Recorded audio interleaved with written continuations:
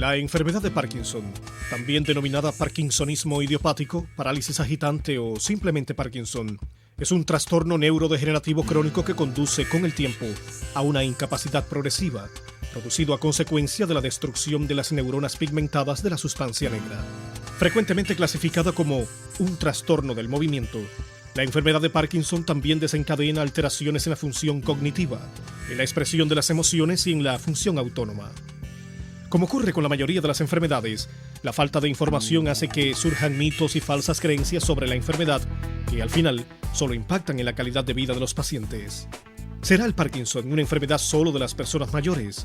¿O será un misterio? ¿Un castigo? ¿Tendrá cura? ¿Será mortal? Esta tarde en Mitos de la Salud dialogamos sobre Parkinson con Vivian García y una voz autorizada de las ciencias médicas en Holguín.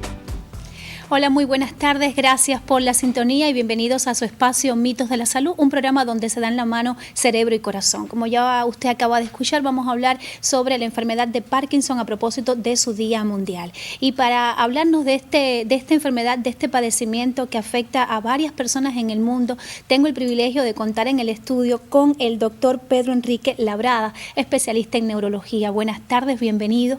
Muy buenas tardes, Vivian. Agradecer a usted por invitarme al programa y así también al equipo de realización. Es un privilegio contar con su experiencia y su presencia, doctor. Muchas son las creencias que se relacionan en cuanto a esta enfermedad. Ya lo escuchamos en la presentación, si es un castigo, si es una enfermedad que no tiene cura, incluso si las personas que padecen Parkinson son por lo general sordas, y de esto estaremos hablando durante el transcurso de nuestro programa. Ahora, cuando nos referimos a Parkinson, ¿estamos hablando de una enfermedad en sí o estamos hablando de un síndrome que por supuesto aglutina signos y síntomas de la enfermedad? Bueno, sí, como bien se conoce en la medicina, cuando nosotros hablamos de síndrome nos estamos refiriendo a un conjunto de síntomas y signos. Dentro de ellos tendríamos que tener presente que existiría el temblor de reposo, la rigidez, la hipocinesia, la bradicinesia y los trastornos de los reflejos posturales. En ese caso estaríamos englobando a un síndrome parkinsoniano o un síndrome rígido asinético. Pero cuando nos referimos a la enfermedad de Parkinson, nos estamos refiriendo a una enfermedad que fue descrita por James Parkinson en 1817, la cual se caracteriza por esos 4 elementos clínicos, es decir, el temblor en reposo de 4 a 6 ciclos por segundo. Tendríamos que tener presente también la hipocinesia, que son los movimientos pequeños, la bradicinesia, que serían los movimientos lentos, y además tendríamos que tener presente una rigidez, que esa rigidez sería en rueda dentada, asociado también en los estadios avanzados de la enfermedad a los trastornos de los reflejos posturales. Cuando nos referimos a un síndrome de Parkinson, no estamos enunciando únicamente la enfermedad neurodegenerativa descrita por el sabio neurólogo Parkinson, sino nos estamos refiriendo a muchas más etiologías, es decir, a muchas más causas, como por ejemplo causas vasculares debido a infartos cerebrales, causas infecciosas debido a encefalitis, que está el Parkinson postencefalítico. Estaríamos pensando también causas tumorales, causas paraneoplásicas, incluso raros casos como el parkinsonismo pugilístico, que es característico de los boxeadores por los microtraumas repetidos y reiterados, sobre todo en la región facial. ¿Es muy frecuente la enfermedad de Parkinson, doctor? Bueno, la enfermedad de Parkinson realmente es una afección neurodegenerativa muy frecuente. Es la segunda afección neurodegenerativa que más experimenta la población adulta mayor, sobre todo después de la enfermedad de Alzheimer. En este caso, nosotros tenemos que tener presente que la enfermedad de Parkinson tiene habitualmente un debut que está caracterizado alrededor como una media de los 50 a 60 años, pero hablamos que puede existir desde los 40 hasta los 70 años de edad. Un elemento importante es que afecta por igual a ambos sexos, salvo en los ambientes rurales, que tiene predilección por el sexo masculino. Cuando nos referimos en este caso, vemos que en poblaciones mundiales, como por ejemplo en Estados Unidos, hay 1 millón de habitantes que padecen Parkinson. En Europa nos referimos a que la población europea son 120.000 habitantes, lo que aproximadamente padecen Parkinson. Realmente en Cuba, en nuestro país, se habla que toda la población adulta mayor, según estadísticas, el 1% de la población mayor de 60 años padece de Parkinson, lo cual arrojaría una tasa de un 14,5%. Y en estudios prospectivos que se han hecho, pues se ha arribado a la conclusión que para el 2025 se estima que un 25% de la población adulta pudiera padecer. ¿Y en Holguín cómo se comporta la enfermedad? Bueno, en Holguín es una provincia de Cuba donde debido a los antecedentes históricos del acto fundacional inicialmente y a la consanguinidad que existió desde un primer momento, sobre todo traída desde España, tenemos que tener presente que pudiéramos experimentar cifras un poco más altas que las que experimenta el país. Lo que pasa es que cuando se hace un promedio anual disminuyen, pero en nuestra provincia estamos sobre el 14,5% de la población. Aproximadamente. Vamos a hacer una pequeña pausa en la conversación y por supuesto ir a la calle, y hay siempre amigas y amigos que opinan en torno al tema en Mitos de la Salud. Recuerde que estamos en vivo, tenemos el teléfono 45 34 47, que hoy hablamos de la enfermedad de Parkinson y por supuesto vamos a desentrañar un mito. El Parkinson es similar al Alzheimer porque da demencia. ¿Será cierto o falso? ¿Mito o realidad? ¿Usted sabe qué es lo que causa el Parkinson? El Parkinson no. Bueno, creo que es una enfermedad neurovegetativa, ¿no? Se dañan las células del cerebro y comienza una serie de problemas muy graves para la persona. ¿Cómo se manifiesta en las personas esta enfermedad? ¿Ha visto casos? ¿Cómo no? He visto que tienen pérdida de equilibrio, temblores, hasta que llega el momento que ya se van deteriorando. Muchos temblores y eso en las manos y dificultades al andar y eso. Las personas se manifiestan con temblores en las extremidades que causan el mal del Parkinson. Creo que es una enfermedad degenerativa que cuando ya la persona está enferma empieza con temblores, pierde por ejemplo, no puede caminar bien, pierde el equilibrio, dificultades en el habla, al hablar. Bueno, yo realmente he oído hablar de que, por ejemplo, le tiemblan las manos. Es una manifestación. Las otras deben ser problemas degenerativos del cerebro, así que pérdida de memoria. Pero eso me lo estoy imaginando, no es que yo lo sepa exactamente. Doctor Labrada, hace un momento usted nos dijo que el Parkinson es causado por la pérdida de un grupo selectivo de neuronas. Ahora, ¿qué provoca o qué causa la pérdida de esas neuronas? Bueno, en este caso hay un gran secreto en la ciencia y una laguna en el conocimiento médico. En estos momentos la causa del Parkinson es desconocida. Por eso es que se llama enfermedad de Parkinson idiopática o de causa desconocida. Tenemos que tener presente que en este caso de la enfermedad de Parkinson idiopática no vemos una causa demostrable. Lo que sí indiscutiblemente se encuentra es que disminuye la población neuronal en la sustancia negra compacta mesocefálica.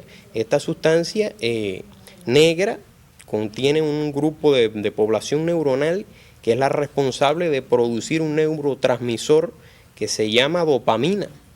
Su función en este caso es facilitar los movimientos voluntarios e inhibir los movimientos involuntarios en el cuerpo. Y entonces ahí es donde viene la respuesta a la clínica que presentan los pacientes con una enfermedad de Parkinson idiopática. Ahora, existen, como en casi todas las enfermedades, factores ambientales y factores genéticos. En este caso de Parkinson, ¿qué nos pudiera decir? ¿Cuáles serían los factores genéticos, por ejemplo, que ocasionan la enfermedad?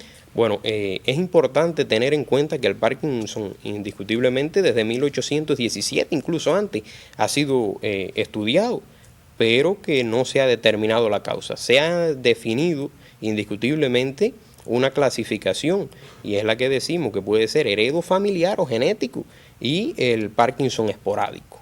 El Parkinson heredofamiliar o genético se han descrito 8 formas diferentes de la enfermedad donde están implicados predominantemente genes que se portan en los cromosomas 1, 2, 4, 6 y 12, los cuales manifiestan indiscutiblemente una dominancia que puede ser recesiva para ese gen o que puede ser dominante a la hora de manifestarse en las poblaciones.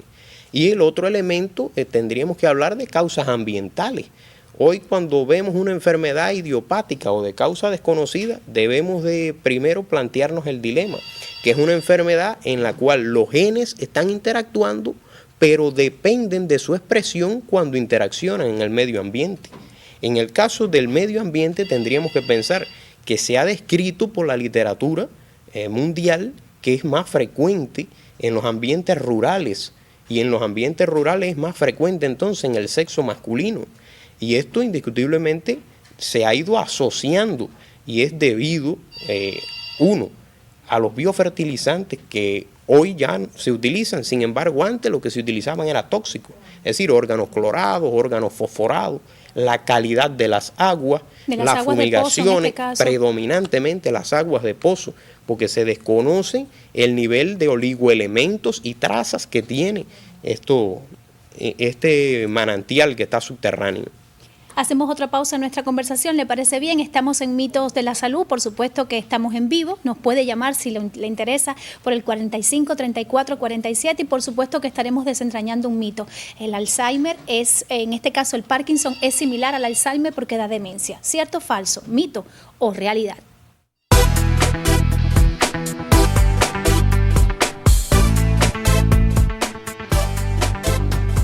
Cuando estábamos escuchando las opiniones de los televidentes de nuestro programa, pues uno notaba que casi todos identifican el temblor como uno de los principales síntomas de la enfermedad. ¿Cuáles son los primeros síntomas, en este caso perceptibles? ¿Es ese temblor que las personas describen, doctor Labrada?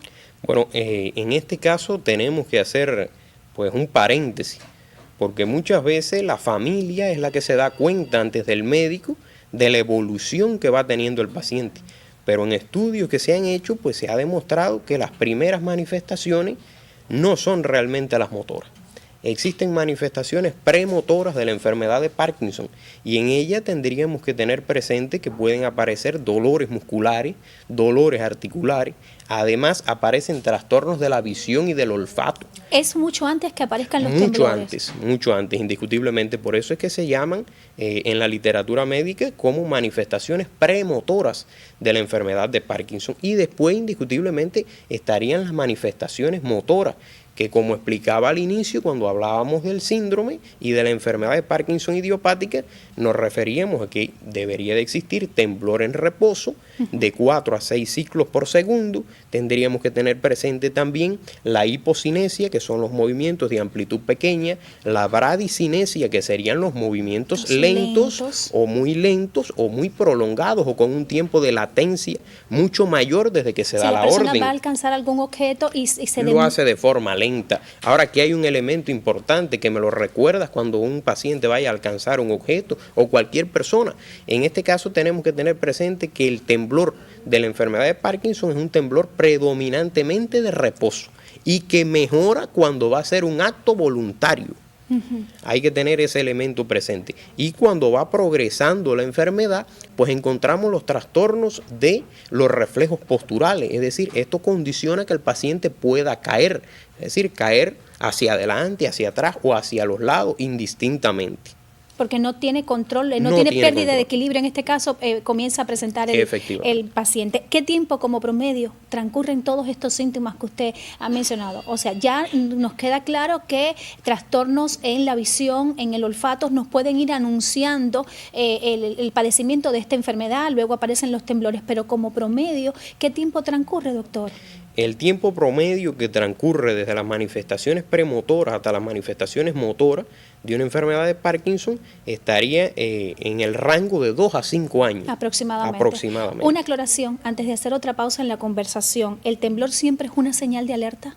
Bueno, en este caso tenemos que explicar y hacer un análisis de conjunto para que nuestra población no se alarme excesivamente. El temblor no siempre denota que existe una afección neurológica subyacente. Y en esto tenemos que explicar y poner algunos ejemplos. Por ejemplo, los pacientes que habitualmente son pacientes psiquiátricos debido a alteraciones de funcionamiento tanto neurótico como psicótico, predominantemente en los trastornos afectivos ansiosos y los trastornos por ansiedad somatizada, podemos ver que el paciente tiembla, pero es un temblor que no incluye los otros elementos de la tétrada diagnóstica, es decir, los 4 elementos clínicos para hacer el diagnóstico de una enfermedad de Parkinson. En los pacientes, por ejemplo, cuando presentan hipoglicemia, los pacientes diabéticos o no diabéticos, cuando hacen hipoglicemia pueden presentar temblor. En los pacientes con trastornos tiroideos, sobre todo los pacientes hipertiroideos, tienen temblor también, pero es un temblor que no cumple con los requisitos para que sea un temblor de reposo, claro. Es un temblor que está constantemente. Hay fármacos que dan temblores. Indiscutiblemente tendríamos que hablar aquí que hay fármacos que favorecen los temblores o la aparición de los mismos. Y hay otros temblores, por ejemplo, que es el temblor senil o el temblor esencial que padecen muchos pacientes y que muchas veces ofrece la posibilidad de la duda, incluso nos crea la duda científica de que si es un diagnóstico de una enfermedad de Parkinson o si es un temblor esencial. Además de también las personas que consumen alcohol también. Indiscutiblemente. Hacemos otra pequeña pausa en la conversación. Lo invito a que se mantenga con nosotros en Mitos de la Salud. Estamos en vivo. Usted puede llamar, no se lo desea, a través del 45 34 47. Hoy hablamos de la enfermedad de Parkinson. Lo que su médico le explicaría si tuviera tiempo. ¿Por qué es saludable dormir sobre el lado izquierdo? De acuerdo a las medicinas orientales y otros estudios, el lado izquierdo del cuerpo es el lado dominante en el sistema linfático. La mayor parte de la linfa drena hacia el ducto torácico que se localiza en ese hemisferio. En su camino transporta proteínas, glucosas y productos de desperdicio que son purificados por los nódulos linfáticos para ser drenados hacia el lado izquierdo. Aletargado después de una comilona. La sugerencia es que si tomas un descanso después de comer, lo hagas recostándote no más de 10 minutos del lado izquierdo. El estómago y el páncreas cuelgan hacia ese lado y cuando te recuestas así, ambos cuelgan naturalmente, permitiendo una digestión óptima y eficiente. Asimismo, al recostarte de este modo, el hígado y la vesícula cuelgan desde el lado derecho y se les permite secretar sus preciosas enzimas hacia el tracto digestivo, emulsionando las grasas y neutralizando los ácidos estomacales. Se explica también que al dormir de este lado, el intestino delgado desecha sus toxinas y permite a la gravedad estimular los desechos corporales hacia el intestino grueso de una manera más sencilla. Además, se logra una mejor función cardíaca, pues más del 80% del corazón se encuentra del lado izquierdo del cuerpo y este puede bombear con más facilidad nuestra sangre. Lo que su médico le explicaría si tuviera tiempo. Doctor Labrada, ¿en qué consisten él o los tratamientos en el caso de la enfermedad de Parkinson? Bueno, la enfermedad de Parkinson en estos momentos no tiene un tratamiento curativo, pero sí tiene indiscutiblemente un tratamiento para evitar la progresión de los síntomas y las incapacidades que generan en los pacientes afectos de esta enfermedad. Tendríamos que hacer un resumen para que lo comprendan todos los televidentes, que en este caso tendríamos el tratamiento médico farmacológico, el tratamiento quirúrgico y el tratamiento rehabilitador, que en dependencia de la progresión de la enfermedad y las características que predominen de la enfermedad de Parkinson, pues entonces sería el que se indicaría uno aislado o todos en conjunto, dependiendo de la valoración clínica que haga el facultativo que asiste a este paciente. Doctor Labrada, me están indicando en estudio que tenemos una llamada de una televidente. Por favor, buenas tardes. Adelante. Buenas tardes, Vivian. Agradezco la oportunidad que tengo de poder comunicarme con tu programa, Mitos de la Salud. Para mí, uno de los espacios mejores que tiene nuestro canal territorial.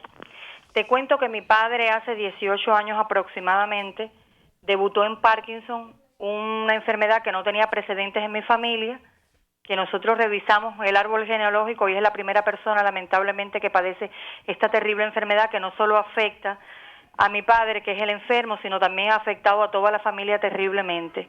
Hace aproximadamente 4 años lo operaron del hemisferio izquierdo para curar el derecho. Y mis preguntas serían si a los pacientes que ya han sido operados, pues le están ya realizando la segunda parte, diríamos así, o sea, para operarle en este caso a él el hemisferio derecho. Y la otra pregunta sería si esto de las células madre que se están aplicando en algunas dolencias y que nosotros tenemos conocimiento que en el CIREN en La Habana quizás se está implantando con la enfermedad de Parkinson, si hay alguna información sobre esta situación de las células madres, si ya se están implantando para el caso de los enfermos con Parkinson. Ya te digo, te agradezco muchísimo la posibilidad de poder comunicarme con tu programa tan estelar.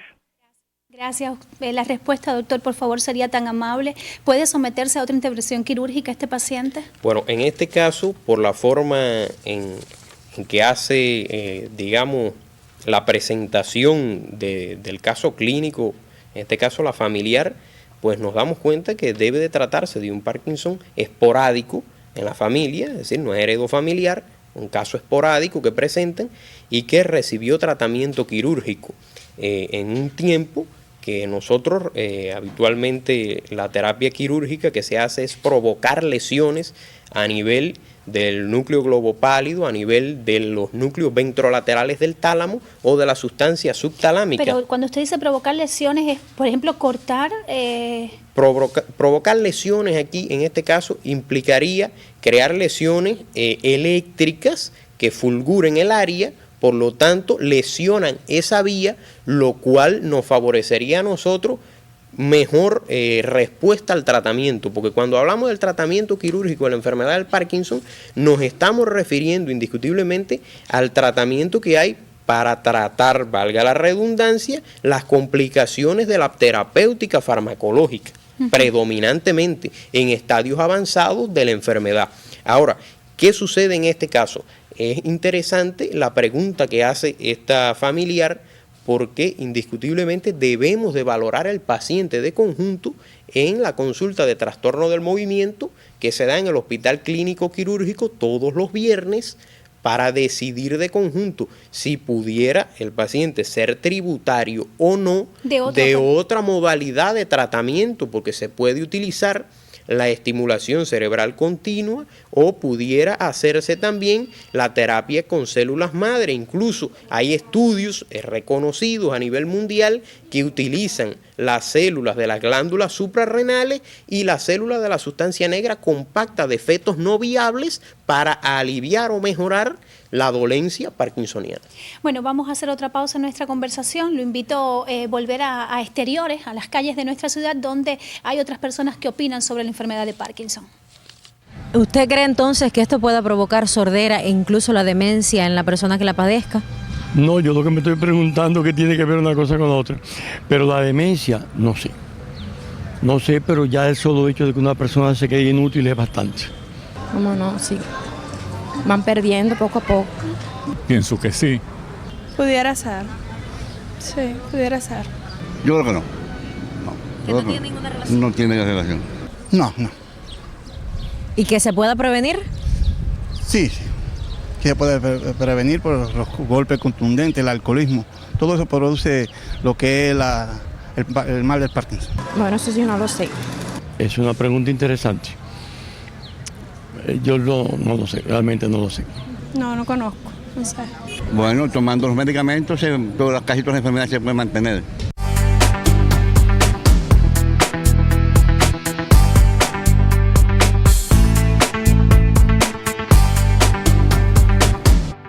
Muchas son las llamadas que hemos recibido a través de nuestro teléfono, incluso confieso que varían un poco nuestro guión previsto, pero vale la pena responder todas estas llamadas porque son de amigas y amigos que siguen el programa. Hay una amiga que dice que después de haber sufrido una caída y de sus pies con fractura de cadera, le quedó un temblor en las manos. Reconoce haber sido una persona nerviosa, pero no con esos temblores. Incluso que no la deja ni escribir, algo que ella disfruta muchísimo. Pregunta si existe algún medicamento o si esto puede estar relacionado con la enfermedad de Parkinson, doctor Labrada. Bueno, en este caso, para el diagnóstico de cualquier entidad clínica, nosotros, los que practicamos la medicina, debemos de tener en cuenta, para hacer un diagnóstico, los antecedentes el cuadro clínico, el examen físico y los estudios complementarios. Consideramos que lo más prudente para el caso de esta paciente que llama preocupada por su estado de salud es que asista a nuestra consulta, examinarla y a consecuencia de eso entonces dar un diagnóstico, porque hay también afecciones que cursan con temblor y no son la enfermedad de Parkinson. ¿Existe una edad límite para someterse a una operación de Parkinson? Es otra de las preguntas que recibimos. Bueno, en estos momentos no se ha establecido a nivel internacional una edad límite, porque realmente la cirugía, lo que debemos de valorar siempre en este caso es que primero el paciente responda a la terapéutica farmacológica, y cuando la terapéutica farmacológica se nos escapa de la mano, entonces que se recurre al tratamiento quirúrgico. Gracias, doctor. Jordanis llama y pregunta si la enfermedad del Parkinson tiene que ver con la ataxia. Bueno, en este caso hay en la literatura médica descrito en determinadas poblaciones donde se ha asociado el complejo de ELA, Parkinson, ataxia. Nuestra provincia, indiscutiblemente, como dije al inicio del programa, tenemos una consanguinidad importante dada por el acto fundacional, y entonces lo que sí debemos nosotros de valorar siempre es, primero, el paciente, examinarlo, definir entonces los estudios a realizar, que nuestra provincia es pionera prácticamente a nivel mundial en la descripción de las ataxias, sobre todo la ataxia espinocerebelosa, que es característica de Holguín, lo cual nos permite con un centro de ataxia de reconocido prestigio internacional realizar los estudios al paciente y confirmar si está asociada o no en este caso. Bueno, realmente el tiempo se nos ha agotado. Quiero decirle a Francisco Rodríguez de Maceo, a Yamila Costa, Yolanda Pupo, a Sara Quindelán, también a Cari Martínez, a María Elena González y bueno, a Jordanis también, y a otras personas que no quisieron dar su nombre, que sus preguntas van a ser respondidas en nuestra versión radial de Mitos de la Salud este domingo a las 10:30 de la mañana por la 96.1 de la FM. Estamos en condiciones de desentrañar uno de los tantos mitos que existen en torno a esta enfermedad. ¿Es similar el Parkinson al Alzheimer porque le da demencia al paciente de Parkinson? ¿Esto es cierto, falso, un mito o una realidad, doctor Labrada? Bueno, nuevamente estamos frente a un mito, importante acontecimiento en su programa. Tenemos que precisar, como dije al inicio, que el Alzheimer es la primera enfermedad neurodegenerativa que se caracteriza predominantemente por el detrimento de las funciones cerebrales superiores, es decir, ahí afectaríamos la conciencia, la orientación, ¿verdad?, la memoria, la inteligencia, el juicio crítico y una demencia precoz, indiscutiblemente. Sin embargo, el Parkinson no. El Parkinson lo que se caracteriza predominantemente es por los trastornos del movimiento y que secundariamente puede traer aparejado un deterioro cognitivo. Bueno, en la radio estaremos también hablando sobre la prevención de esta enfermedad. Le doy las gracias a usted por su presencia dentro de Mitos de la Salud y por supuesto el agradecimiento a usted también, que es nuestro mayor invitado. Como siempre, nos despedimos con un adelanto de lo que será nuestro tema la próxima semana. Muy buenas tardes. Gracias. La próxima semana este espacio estará dialogando sobre laringitis aguda, una enfermedad que afecta la voz casi siempre después de una infección vírica. Conozca sobre esto y más el próximo jueves en Mitos de la Salud, un programa donde se dan la mano cerebro y corazón.